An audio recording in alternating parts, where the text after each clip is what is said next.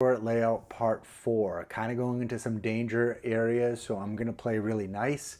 Unfortunately, I've been making this video for quite some time because some of the stuff I'm doing, the behavior is a little different than what I've done before, so I'm not sure what's going on, but you'll benefit because I've rehearsed. All right, so who am I? I've been an educator for 33 years, and to make it short, if I didn't learn how to use this stuff, whatever software it is, I don't know if I'd be employed. It's as simple as that, because you just don't like print out music and it's really hard and you think the kids are going to play it well. So this is a tutorial for anyone that's going to be working with students or amateurs. I am going to break some engraving rules, but I think it's very beneficial, and I get a lot of these questions. First thing I want to talk about is I'm just looking at a simple piano part, and sometimes when I download stuff from MuseScore, I'm not a hater because I do a lot of crazy stuff. There's a lot of spacers here, so I just want to go ahead and get rid of them, and I'm going to just click on one. You don't have to delete all the time. I know we're in a rush, we got stuff to do, but check this out. Click on the spacer, right mouse click, go to select, go to similar. MuseScore made this easy for us, everybody. Press delete. It's done, and things look pretty good.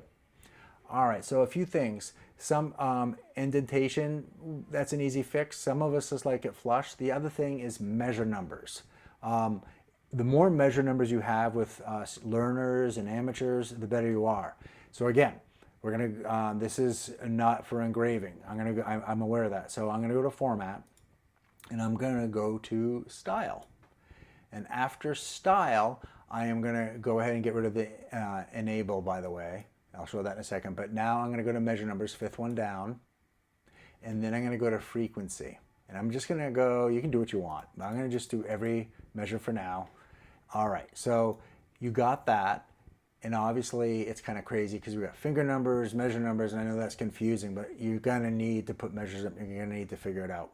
You could easily like look at measure 14, you could probably press V, make that invisible. That can be a quick fix, unless if you have like 100 parts to go through. I wouldn't do it. Big part of this lesson is soon going to format to spacing.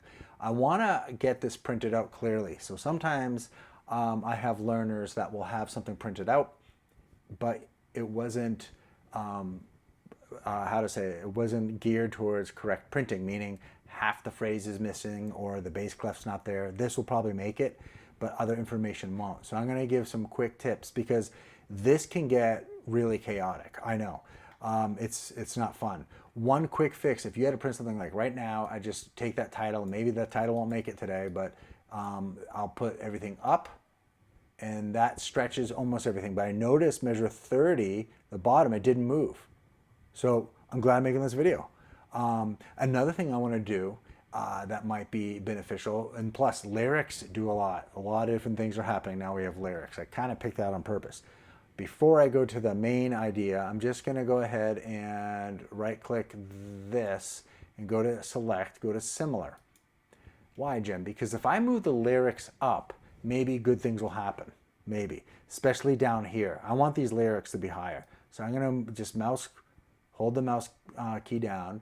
So I'm hoping everything will play nice. A lot of collisions. MuseScore is going to be like, we're not going to play with you today. All right, just bounce back. That's too bad. How about if I went like this? All right. So MuseScore is being very polite. We want to give you space. We want clarity. We want professional. So I was hoping I could move this up a little bit, but I understand there's a collision. So another thing we could do, and this, that moved up. Let's see. Okay, the bass clef's going down. Okay, so we're gonna get out of there. Don't click off. Ooh, that kind of worked, but still printing areas. So I talked about printing this out. I talk about having like a pianist, and if you've got tons of pages, they're putting stuff in binders. So we're gonna actually go to Format, and we're gonna talk about margins real quick. We're gonna go to Page Settings, and we're just gonna look at the left here and the right. Odd page, because this is page 1. So I'm gonna click here, and what happens is, do you see how it's moving? That's not going to be good because the binder's going to take the key signature or whatever is going to be in the way. So now I'm going to push the music in a little bit so the binder has a place to get a hold. That's super important. I think so anyway. And then this one, the right margin, I'm bringing that in too. Especially if you want to get into some, like if you do KDP publishing, that you're gonna have to play nice. Since I'm here, if you want to make the music bigger or smaller, you can go to scaling. But when you do this, there's other layout issues like that. But it's a good thing to know. So I'm gonna click OK. So the main part of the lesson, let's see if I fall on my face. Get your popcorn, everybody. I'm gonna go, yeah, this is not good. Two things I wanna do. I'm gonna go to format and then style. Okay, we are gonna go to spacing. I know that much. All right, so right away, if someone's like super like power engraver here, they feel free to leave a comment. I don't mind a roast. I'm gonna go to disable vertical justification of staffs. And now I want to play with this because I need to get this up higher. So what I'm going to do is, let's see, if I click down, nothing's happening. Like I said, I'm going to make mistake for a second. So what I want to do is go to vertical frame bottom. I bet I can move it up a teeny bit. All right, so let's see. Boom, boom, boom, boom, boom, boom, boom. That's not moving. Oh God, why is this happening? This is exactly what I was talking about at the beginning of the lesson. I've done this before and it moves.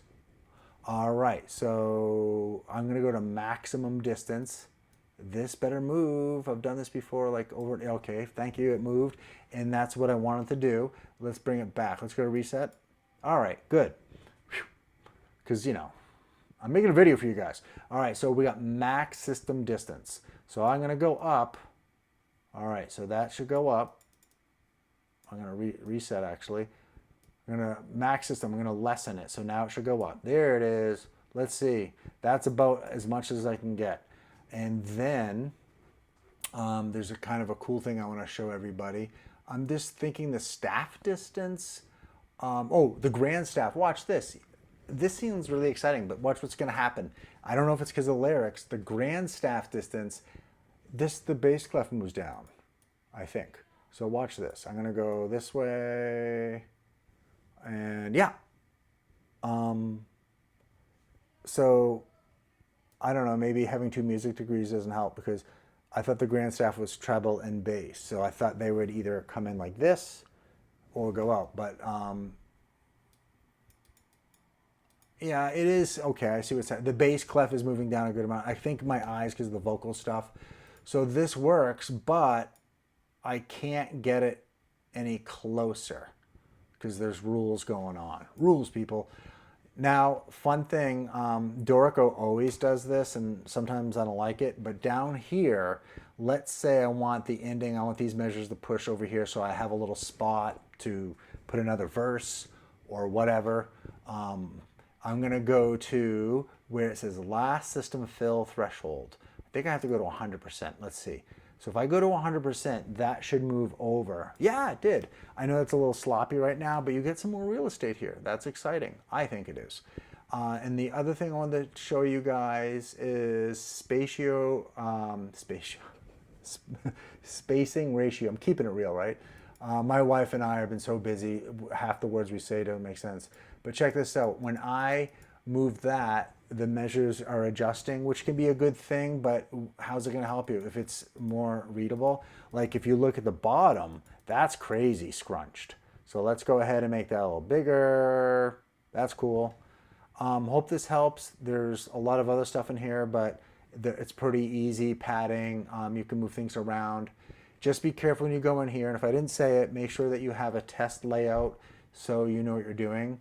I'm gonna just this isn't finalized, but I am going to press OK and keep it for now. Hopefully this was helpful. Leave a comment. I'm happy with stuff for the most part. Every software is going to play on how it's going to play and how people want to design it. That's why I've used a lot of different softwares. But you don't have to do that. MuseScore will be awesome. All right, hit the thumbs button. Oh my God. Take 1, 2, 3. Please hit the thumbs up button if you've enjoyed the video or at least enjoyed me falling on my face. Believe it or not, I'm going to try to get this channel monetized somewhere in 2026 or 2027 so I can make that $5 a month.